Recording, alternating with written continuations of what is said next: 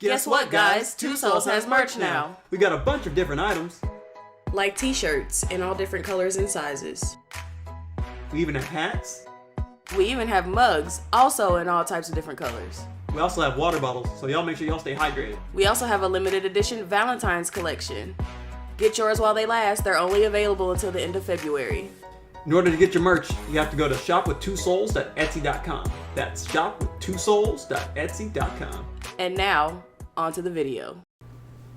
What's going on, guys? It's your boy One Soul, and again, I'm joined with Baja. What's up, guys? And together we make Two Souls. For those of y'all that are new, we're a couples channel that's geared towards playing games, doing reviews, doing skits, just having a good old time, try to engage with an audience and trying to get to know different people and wanting different people to get to know us.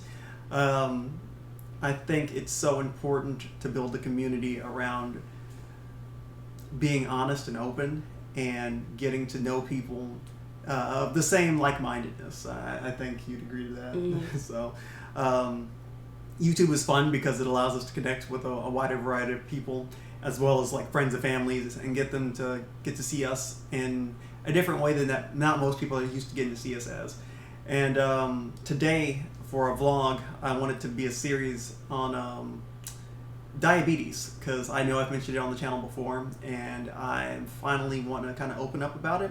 Not only just because it's been one of those things that's been tough for me, and it's one of those things I've been kind of struggling with, but because I want it to be kind of an access or a door for people that don't quite understand what diabetes is, for couples that are, have maybe a spouse or significant other that is going through it, to give a voice for somebody that, firsthand is going through it, somebody that's new to the whole experience, and then to educate people in the future that might be going through the testing phases of figuring out what it's like for them when they're going through it too. Because I know when I first developed it, I was all by myself for the most part. I didn't know what was going on. I didn't know how to deal with it. I didn't know what blood glucose was and A1C, none of that. So today I just kind of want to open up and give my honest and open perspective towards what the experience has been like, and then allow Baja to kind of fill in the gaps for what it's been like watching me go through it, how it's affected our relationship, what she's been able to do to help, what she's found has been helpful.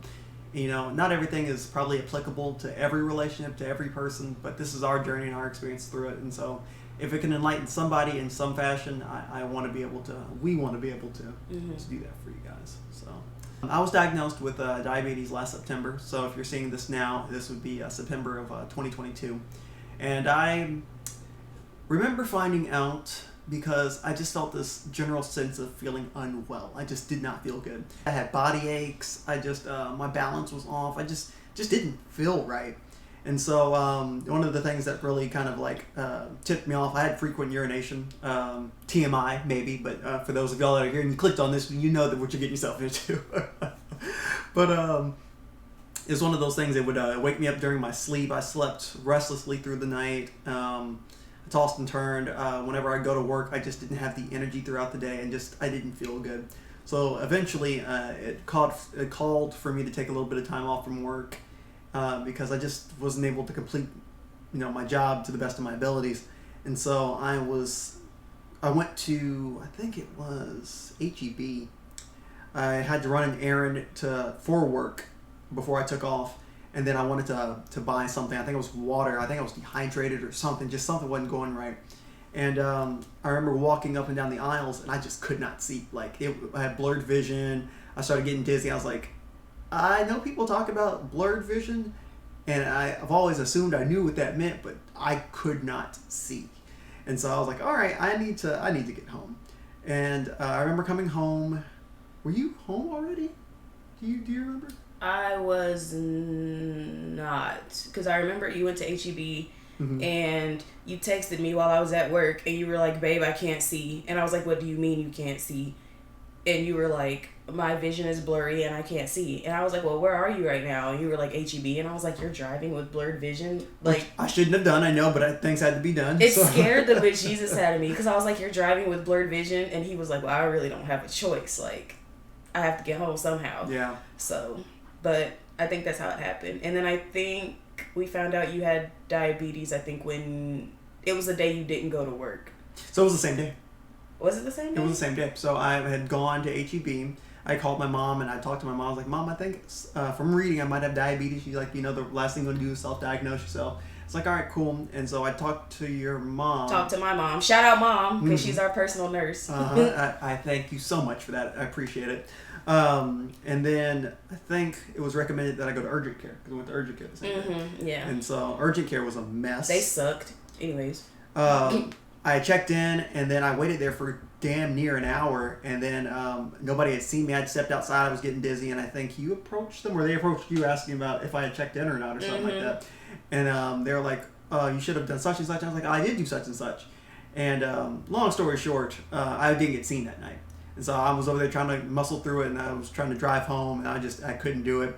So I gathered some things together, and then we went to the hospital. We went to the ER, to be exact.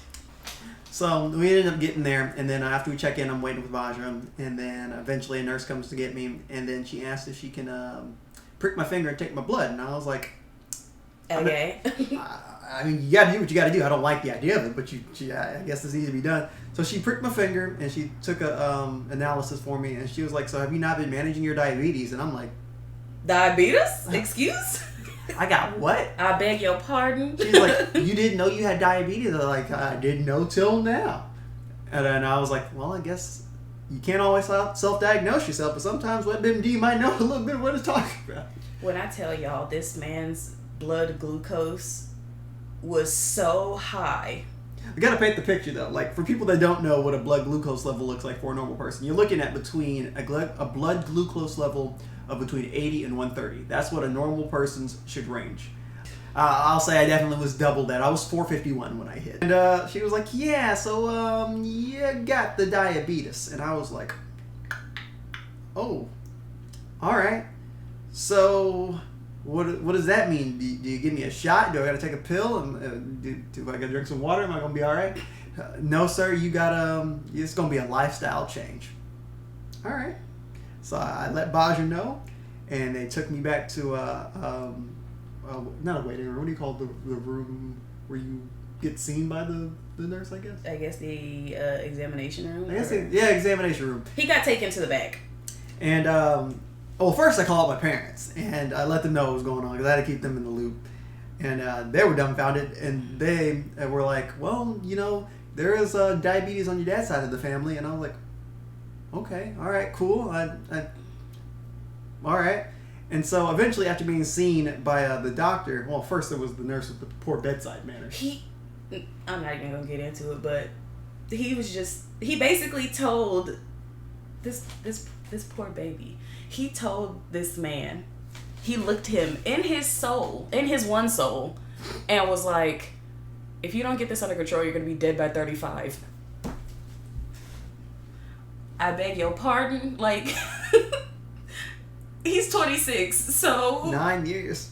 Like, excuse me? And he was just like, I'm sorry I'm being so forward, but I just need to let you know that if you don't get this under control, you're gonna be dead by 35. And he looked at me, and I looked at him, and I was like, that was like the worst bedside manner I have ever experienced or been witness to or whatever. And I was like, and he already has anxiety, and I have anxiety, so it stressed both of us out. And I'm like, I'm shaking just thinking about it. It was a mess. The doctor, thankfully, was light years better, but that nurse just was not it. 10 out of 10 would not recommend. Man, he gets a -3 out of 5 stars. Oh my god. So that ended up happening, and so from that point forward, it was a matter of where do we go from here. So I guess that's where we segment into what happens next. So I get diagnosed with diabetes, and one of the things I have to figure out on my own is how do I adjust to the lifestyle change? Because one of the things I did know about diabetes is that it usually affects people that are usually overweight. I'm significantly underweight. It's one of those things that I'm embarrassed to talk about, because food is a really touchy subject for me, but I'll get into that.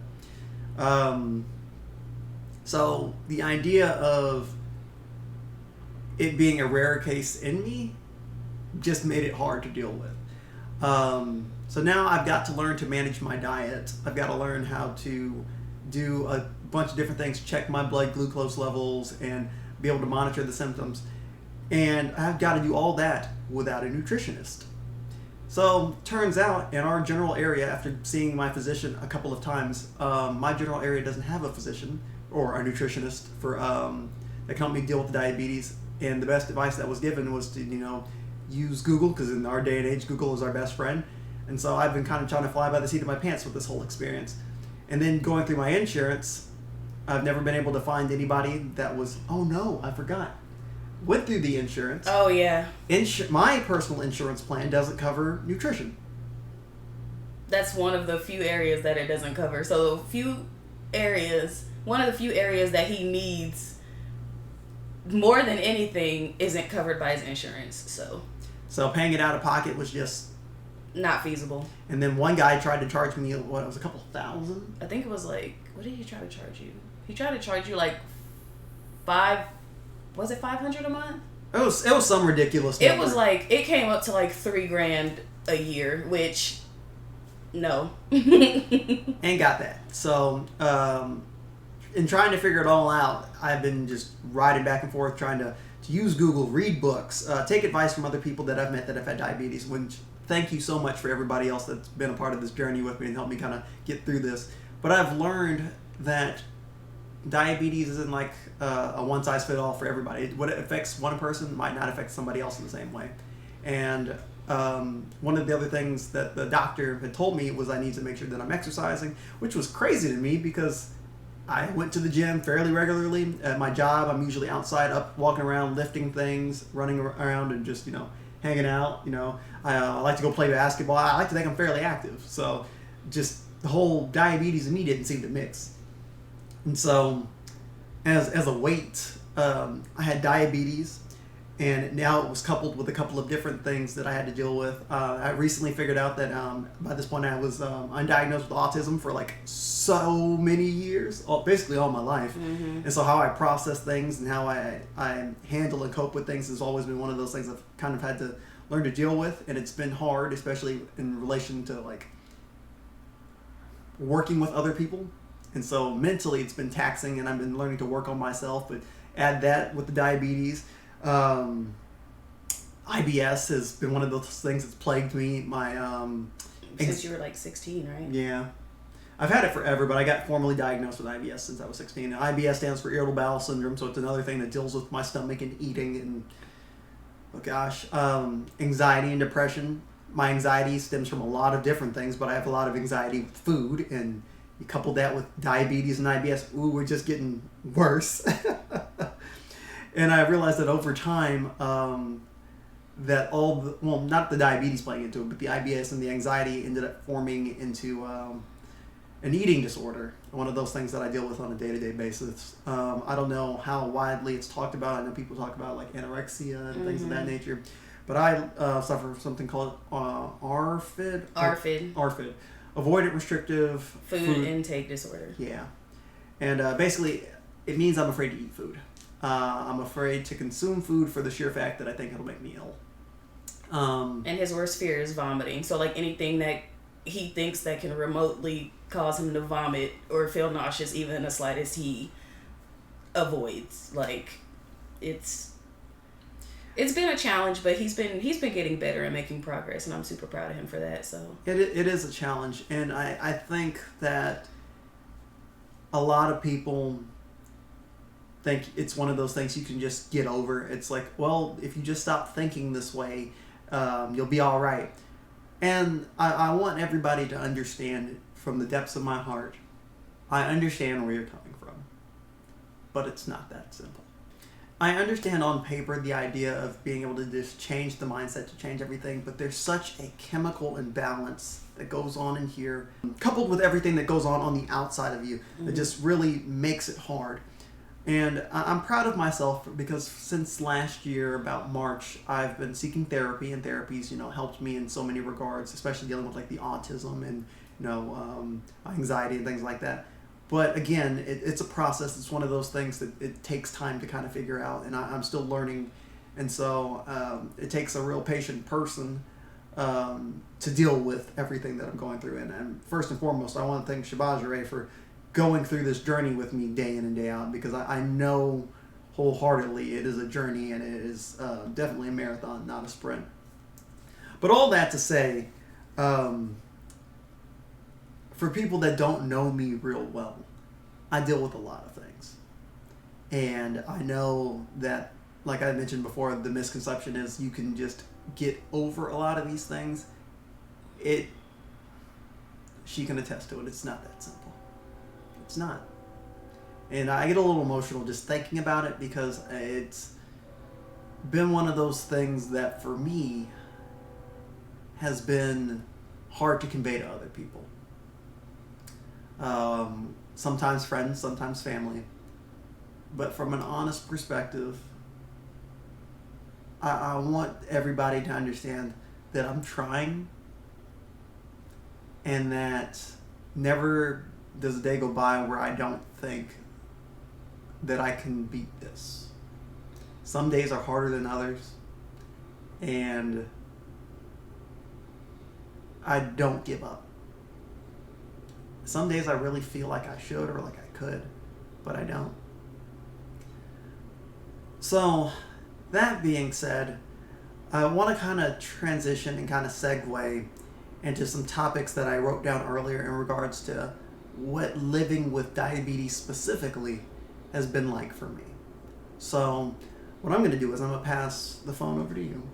I'll let you kind of read the section, and then I'll honestly give my input for that, and then I'll let you kind of fill in the gaps for you, Phil. Don't want to make the video incredibly long, but I want this to be something for anybody that's looking for some sort of guidance and to feel like they're not alone. I know this isn't one of the fun videos where we're playing games and stuff like this, but I want to have an open, honest conversation. So, what have you been doing to manage? Oh, cool. So,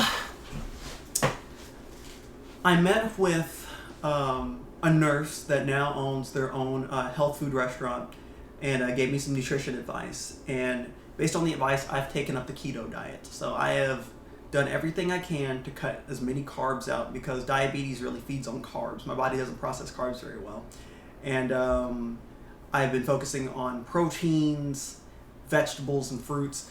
For me, I prefer cooked vegetables. I wouldn't mind a cooked fruit if it tastes He likes good. apple cinnamon things. Apple cinnamon things are good. But mostly cooked vegetables, and I've eliminated starches for the most part. And for my meals, I try not to consume more than 40 carbs per meal. So that means no breads, rice, fries, all that's been cut out. I haven't had fast food since September of last year. Hardly gone out to eat, and I know that makes it hard for her, because I know part of dates and the fun of dating and stuff like that is being able to go out to eat, and she's a foodie, and I apologize for that, but she tells me not to do that because it is what it is and it's sacrifices. But I need to lose weight anyway, so it's not like it matters. I still feel bad, but tuna, salmon, beef, chicken, most of the primary meat sources I still go towards. I've been eating a lot of vegan food. And just really watching my carb intake. I've cut out granola, candy, and I hardly even ate candy. I hardly even ate sweets. So, dark chocolate has been my friend if I wanted something sweet. Almond milk, peanuts, things of that nature. I'm still learning. I don't have the best grasp of it just yet. Like I said, I haven't been able to fully sit down with a nutritionist or my endocrinologist for that matter. But I've been trying to see what information works and see what does work and what doesn't. Some days are better than others because the IBS says, okay, maybe you eat this one day and it sits well in the stomach. Maybe you eat it the next day and it doesn't. Maybe you eat this one day, the diabetes says, your blood sugar's fine. Maybe the next day it doesn't. It's hot and cold, and so far nothing I've done is stay consistent.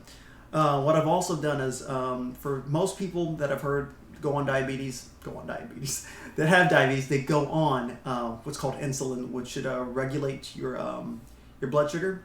Most people's bodies produce insulin at a sufficient rate to where they're able to process glucose in the body the way that it should. My body doesn't do that. So I haven't been prescribed insulin, which is also super expensive out here. So, yeah. But I've been prescribed a medication called metformin, and one of the side effects of metformin is, especially when you take it early on, is stomach issues like vomiting, nausea, diarrhea, and stuff like that. And I'll be the first person to tell anybody. I almost had a full-on panic attack trying to take the drug for the first time because you told me the thing that's supposed to make me feel better can also make me have the symptoms I don't want. But gathering my composure and getting through it, I started the medication, and I've been on it ever since. And much like the diabetes itself, unmanaged, it is hot and cold. Some days it works real well, some days it doesn't. And for the days that it doesn't, I might feel woozy, dehydrated, I might get the headaches. I've fallen actually 3 times. Like when they ask you at the doctor's office, have you had like falls and stuff like that? I can actually say now I've fallen, and it's such an uncomfortable feeling because it has hindered things like going to work and being able to just do some of the things that I enjoy because I don't feel steady. But back to the things that I've been doing, I've been trying to make sure I exercise regularly. I bought not a Fitbit, but a Samsung Galaxy Watch to monitor my steps more closely. I've been trying to make sure I get more water and just trying to manage my diet, hoping that that'll make things better. But for somebody that was told that to be overweight, that would be the biggest issue when dealing with diabetes. Dealing with diabetes from the underweight perspective has been so hard. Also because there's not nearly as much information online for underweight people with diabetes and how to deal with it as much as there is with people that are overweight and with the disease. So it's weird to think about it as a disease. Mm-hmm. You've been doing great though. I appreciate it. He went in for labs, and his labs are really good. So that's good.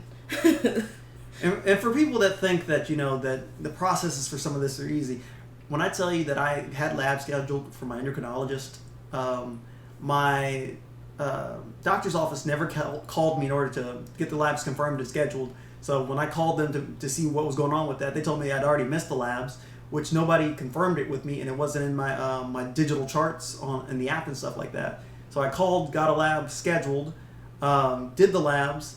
Then I did a follow-up with the nurse same day. And then the nurse told me that whoever did the labs didn't do all the labs. So I went back, did more labs, got those results back. Waited a week, called because my endocrinologist never got back in touch with me, and then found out that the labs that they took weren't even the labs for endocrinology. So I've just been going in circles. So They've had to take his blood 3 separate times. And I told them if they have to take his blood again, they're going to hear from me, and it's not going to be nice. So right now it's all a part of the waiting game, hoping to get some sort of information in regards to what I can do to start feeling better, because I'm not feeling good. So, but I'm trying, and he's been doing great. And I want to reiterate, for anybody else that has gone through this or is going through this, I commend you, and I know that things will get better. I probably don't have it nearly as worse as some people, and I do acknowledge I do have it better than others. So together within this community, I just want to know that we've got this. It's not going to defeat us.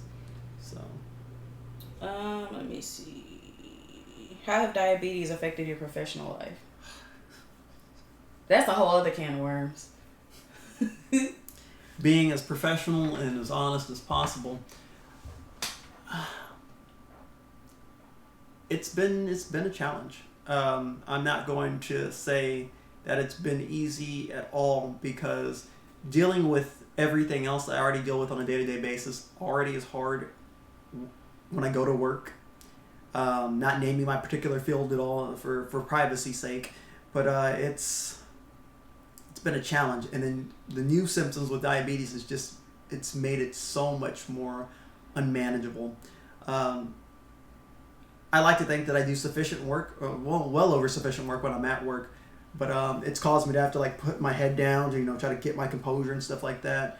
I've had to take longer lunch breaks because of the way my body processes things. If I get up and start doing a bunch of work, after I eat too fast, I'll be sick, or I won't be much help to anybody. And I thank my job for being as patient as they have, but I haven't been provided the sufficient resources well-rounded from everything, from everybody, in order to be able to tackle this the way that I need to. So it's really hindered me from being able to work effectively and efficiently. And right now I just look to be able to get back to working and doing what I need to. And because it's affected my professional life, I've had to turn to my passions to be able to support me, which is something that's incredibly important to me, because for the people that know me well and for those of y'all that are new to the channel, first and foremost, and as a professional, I am an artist. Whether you see me on YouTube, whether you see me drawing, whether you see me creating videos and stuff like that, or of art in any form, I'm an artist. And that's what I went to school for. That's what I wanted to do my entire life. This is what I want to do full time. So, as hard as it's been, not being able to have a steady paycheck coming in because I've had to take some time away from work, it's been eye-opening for what it looks like trying to make this a full-time career. Yes, I have a little more time in the interim to be able to dedicate towards that, but it's not simple. It's not easy. So I'm learning to kind of manage my expectations and manage my view on what I can do with what I have, and it's all in all been hard. You got to make money to survive in the world that you live in, and you got to do what keeps you healthy and functioning. And so right now, until I'm able to manage this, working to the capacity at which I was working before just hasn't been feasible. So, what have the last 5 months been like since your diagnosis? Man, the first couple of days, I'll be honest, I was feeling sorry for myself. I was down in the dumps. But then once I came to the realization that this is something I'm going to have to work on and get through, it became a little easier. But as I stated before, not having the resources to be able to manage it, and necessarily for so long, has become such a taxing endeavor. For me, it just...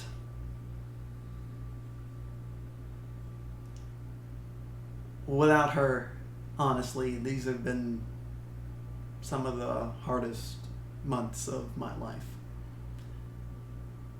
People that know me well, that I would go out to eat with and I would go out with, get a perspective of who I am, and they've seen the eating disorder, and they've seen the anxiety and stuff like that. But they don't see how hard I try to beat it all the time, and how hard I work to try to overcome a lot of these fears and these issues that I have. And it's tough. It's tough. Because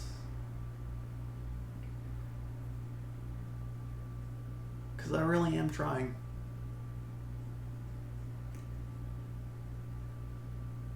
I second guess all my food decisions. I throw away perfectly good food most people would eat.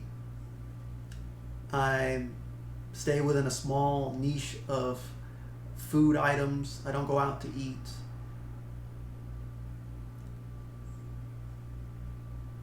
And there's so much more, and I think people think that I'm okay with that. That I don't want to explore, that I don't want to do more. But I do. I miss going out to eat. I cannot stress, and maybe it was foreshadowing, I had the best burger I can possibly remember the weekend before I got diagnosed with diabetes. I remember going out to Whataburger. I was working my way back up to eating like Whataburger and going out to eat and stuff like that. And I had finally done it. And I was so excited to have another burger sometime soon. And then it was ripped from me. I enjoyed going to Chili's because Chili's was one of my favorite places to go out to eat. And I'm not saying I had the biggest fast food palate and stuff like that. I just hadn't Taco Bell for the first time in years. And I could swear by Taco Bell when I was in college. And now it's borderline gone. not without making huge sacrifices to the things I want. Considering, like, if I go to Taco Bell, get a salad, or go somewhere, I'm not a salad person.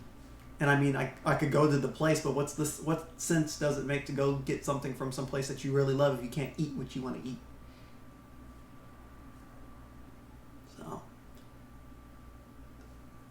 So it pains me. It's hard. It's hard to feel this way. It's hard to feel limited and locked out from some of the things that I love. But I've been told that it's not forever. If treatment and stuff goes according to plan, and I start, being able to get results from endocrinologists and get the right steps towards working towards being able to manage this, I should be able to go back to doing what I was doing before, which is great. But I know unmanaged and without guidance, the whole experience has been awful. I don't know how much of that to attribute to the other conditions themselves, also magnifying what goes on with the diabetes, but together as a combination, it's not been fun. So.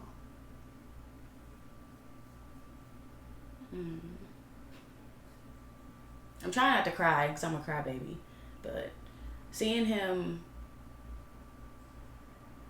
go through this internal struggle day to day with his anxiety and his, what's the word I'm looking for? His,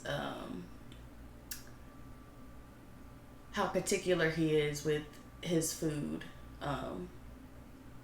It frustrates me sometimes, but I have to stop and remember that he's having a hell of a time with all his other conditions and with his eating disorder and his IBS and diabetes and anxiety, and people from the outside looking in don't really, like he said before, they don't really see what he goes through day in and day out like I do. Just because I go to sleep next to this man, I wake up next to this man, we eat together almost every night. And he's been trying, and I wanna kind of add to that. I want to shatter that misconception. I want, and you can be honest. Mm-hmm. If it's not true, it's not true. Mm-hmm.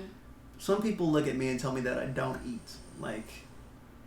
Oh yeah, he's heard that before. And it's like that. And I know I've got the fears and the anxiety and the eating disorder. I eat dinner every night. He eats dinner every night, even if he's afraid, even if he doesn't feel like it. He eats. I might have a panic attack. I might mess around and mess up food and throw stuff away over and over and over again. But what I won't do is not eat before I go to bed. What I won't do is not eat breakfast, and what I won't do is not eat something for lunch. And not just like little snacks. I will try to eat. And it bothers me to hear that be said. And not everybody gets the full picture, and I get it. I know that. But for somebody that's struggling with this, it's heartbreaking. So I don't know who else has to deal with it or has heard that it affects them the same way. But you're not alone.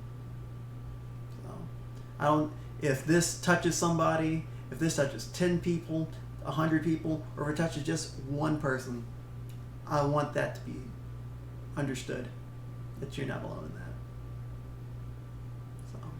that. So that's something that, with everything food related that has plagued me, I've wanted to shatter for the longest.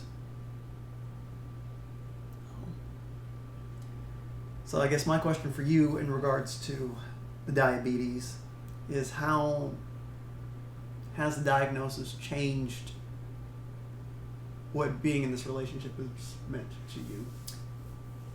It's been hard. I'm not gonna lie. I do miss, going out to eat and things like that.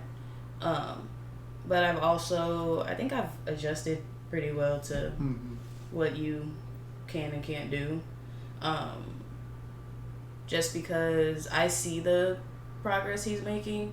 And I know he feels bad for not, being able to take me on like a traditional date, but like I'm a homebody anyway. So, like, I go to work and I come home. Like...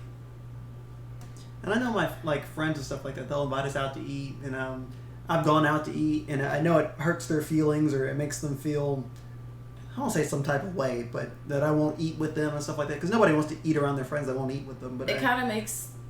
uncomfortable, I guess? Yeah, that's the word.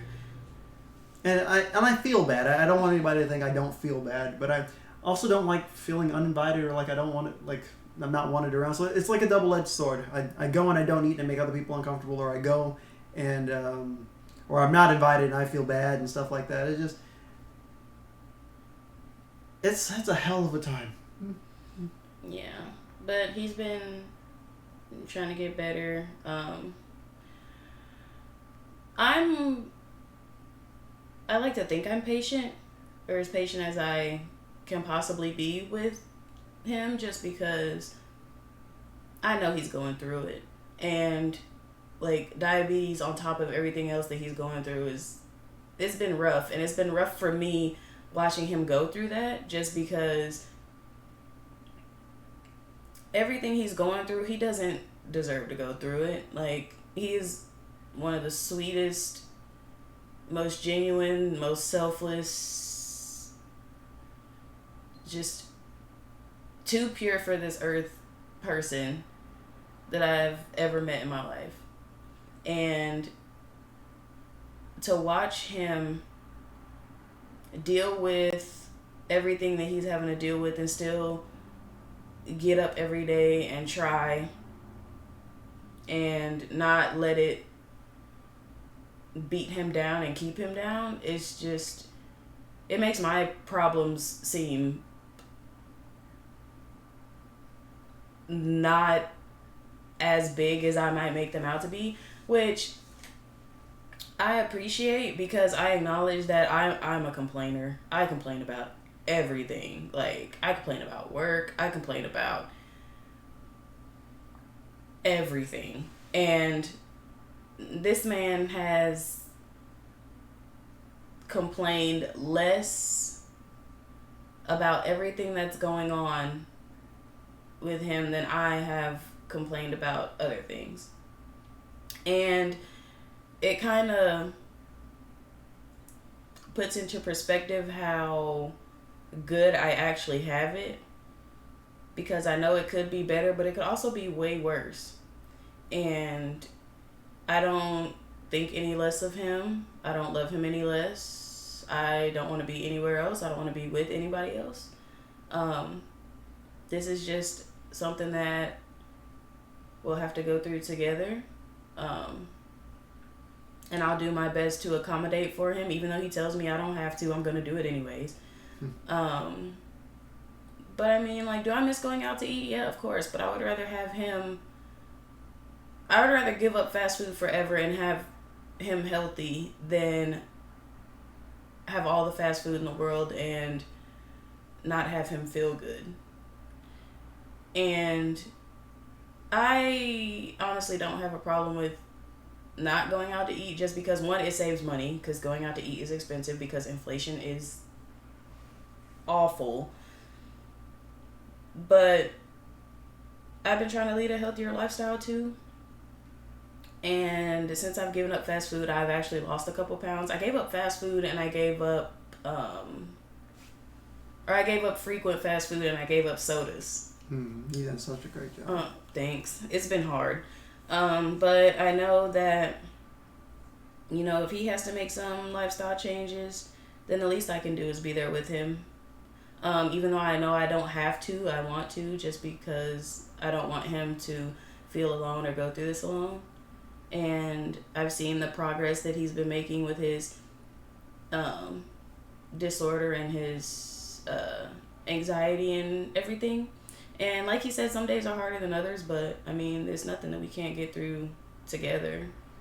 And, you know, when he's having one of his bad days, I'll pick up the slack and I'll do whatever I can to have him be comfortable in his own space.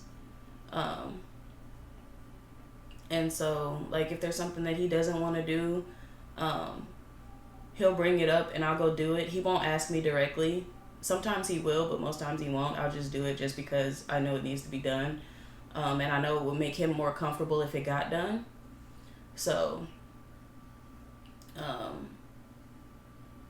don't think the diagnosis has really changed our relationship all that much. If anything, I think it's made us stronger and made us grow closer, just because that bond that we have, and me seeing you at your lowest and being able to be there for you and at least cheer you up in some capacity makes me feel good. And I enjoy taking care of you. Taking care of you is never a burden. So, whatever I can do to make him more comfortable and have him have some semblance of normalcy, even though nothing about our lives is normal, I'll do whatever it takes. So the diagnosis has been just as hard on me as it's been on him, just because I have to have a front row seat to what he goes through, and I hate to see anybody I love suffer and go through hard times and stuff like that. So I mean, like I said before, it's nothing that we can't get through together, and I'll do everything in my power to go through this with you. So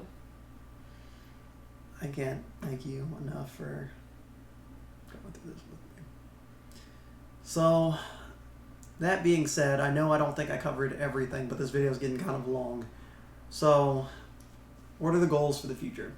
What do I want to do, knowing that I have diabetes, and what can I do to show you guys what the journey is like, so that way, for those of y'all that care or interested, know what it's like in the life of somebody that deals with it, and then to give inspiration for somebody else that might have to start this journey sometime soon or in the near future. I'm going to start shooting videos of the meals that I eat, learning about keto and the dieting. I'm going to start maybe doing shorts, just because I think it'd be cool of me taking my sugar and seeing what a week's progress looks like. And then on a personal note, because I don't know if I may mention in the video or not, I'm ashamed of the way my body looks. Ashamed. I don't know how powerful that is to put that out into a world of millions and billions of people. But as much as people want to lose weight, I want to gain weight. I'm tired of being the butt of the joke, of being the stick person all the time. And to be fair, I feel so much weaker since the diagnosis of the diabetes that I want to start putting some weight back on. So, do some Transformation Tuesdays. And see how that goes. But definitely try to do some stuff cataloging the growth since knowing what's happened and what's going on, and see where it goes from here. The channel's still new, and we're still figuring out the type of content, but first and foremost, this is a couples channel for us, and whether this is just a log for us to look back on in the future and to reflect upon, or if it's something that's meant to help other people, we got a platform to be able to do so much. So I want to thank y'all for tuning into this video. We'll probably condense it down some. We're looking at about 47 minutes. Yeah, so far. But if it does end up being a long one, for those of y'all that do stay to the end, drop us a comment. Let us know that you did. It would mean the world to me. It really would. It would mean the world to us. If you feel particularly compelled to, and subscribe to the channel if you're new. It definitely helps us grow. We just launched our merch store, and February is almost over, and we have a exclusive February merch that's dropping. I'll drop a link in the description. Maybe throw up an image of what the merch looks like. But guys, we're excited. This is a somber point, but it's just a small thing towards something greater. We believe and we're trying to profess that good things are going to happen this year, not just for us, but for a lot of people. And we are pouring everything into this platform. Time, effort, love, dedication. And whether we make it to 1 million subscribers and make lots and lots of money, or we slowly just build a small community of people that feel really intimate about what we do, it's going to mean something one way or another. So, also, those of y'all that have placed orders in our merch store, thanks. Y'all we appreciate it. Y'all some real ones. Shout out to my aunts, Caprice and Drea. I love y'all so much. Shout out also to my best friends, Kaylin and Chris. Shout out to y'all. I love y'all so very much. And shout out to my cousin Jonathan all the way in Cali, because Lord knows it's expensive out there. So for him to give some of his hard-earned money to support us and our merch, and all of y'all that have given a portion of y'all's hard-earned money to us and supporting our merch. We really appreciate it. We thank y'all. We love y'all. Those of y'all that have tuned into our videos and been liking and commenting, shout out to my brother Demarius, because he comments on every single one. Yes, he does. Yes, he does. And for those of y'all that tune into our live streams over on the One Soul channel, we really appreciate y'all as well. We'll also be shooting one this Friday. We're playing The Devil in Me again. So that's a fun game. We haven't finished it, and so it's getting to some good parts. We're also having this giveaway, so whenever we hit 250 subscribers, we'll end up giving away a $25 gift card. So all you have to do to enter is subscribe to the channel, and then if you bring a couple of your friends, tell them to subscribe, have them comment your name, tell them who brought you, or that you brought them, however you're supposed to word it. And we'll enter your name into a drawing, and then we'll draw whenever we hit 250. And then we might do something at 500, 1,000, and then we'll go from there. But thanks, guys. It's been a long one, and more heart-to-heart conversations to come soon. A lot more light-hearted ones to come as well, some story time, stuff like that. But I wanted to definitely make this one of the cornerstones or foundations of our channel, being able to actually talk honestly and open with you guys. So. And he hasn't talked about this to really anybody, so I'm super proud of him for having the guts and the gumption to come out and talk about it, because I know it was difficult, baby. It needed to be talked about. Once I put it out there, then I can stop letting it have its hold on me. So.